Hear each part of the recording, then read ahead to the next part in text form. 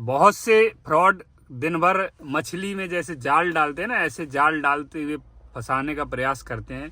कई लोगों को कॉल आते हैं, मेरे पास से कहते आती हैं। एक बार फोन मेरे पास भी आया था, 15 दिन हो गए करीब।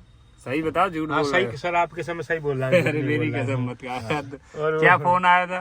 फोन आया था कि आप कहाँ? मैंने कहा मैं गांव में हूँ। आपका लड़का मैं ग्वालियर पड़ता है, तो बोले आपका लड़का हम क्राइम ब्रांच वाले पकड़ लिया है, 3 लड़कों के साथ में रेप केस में फंस गया है। अरे 3 लड़के और क्या बोले? और क्राइम ब्रांच वाले बोल रहे हैं। और मेरे लड़के से भी बात कराई उन्होंने, बिल्कुल सेम मेरे लड़के रोने की आवाज आ रही थी, पापा मुझे बचा लो, पापा मुझे बचा लो, मारा पीटी जी कर रहे थे। अरे और उसमें एक IPS का मोनो लगाया, कैप लगाया था, तो वो भी था उसमें।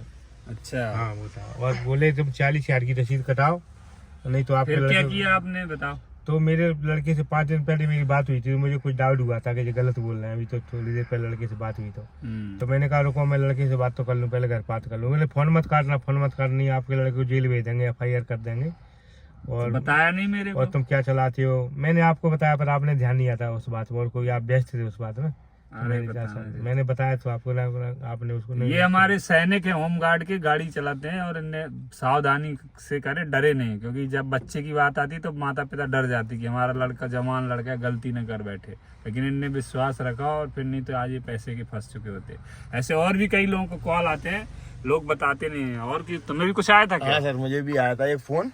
हाँ। करीबन 15 दिन पहले कि आपके फर्जी काम करते हो, आप फोन पे गलत चीजें चलाते हो, गंदी वीडियो डालते हो वगैरह वगैरह। तो आपको लिए रिपोर्ट आई है कि आपको घर से हम आ रहे हैं, आपके घर पे उठाने 25 मिनट में हम आपके घर पे पहुंच जाएंगे। फिर तो मैंने कहा मैं तो बगल में ही रहता हूँ, थाने के बगल में, झांसी रोड थाना मेरे घर के पास में ही है। मैं थाने में आ जाता हूँ, सर आप बताइए कहाँ आना है। फिर उसके बाद उन्होंने फोन काटा और फिर कुछ बोला ही नहीं। उधर से मेरा फोन भी लगाने की कोशिश करी, मैंने कहा बोलता हूँ।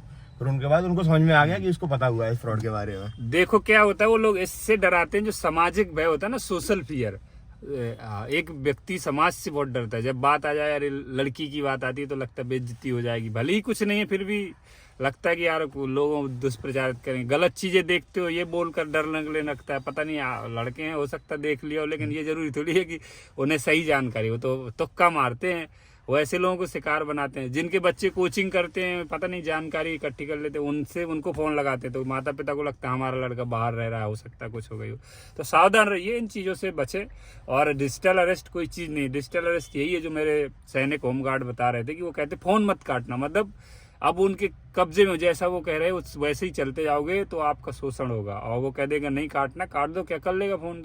अरे देखो, अगर रेप किया होगा लड़के ने तो कोई नहीं बचा सकता, मैं बोल रहा हूँ, कोई नहीं बचा सकता।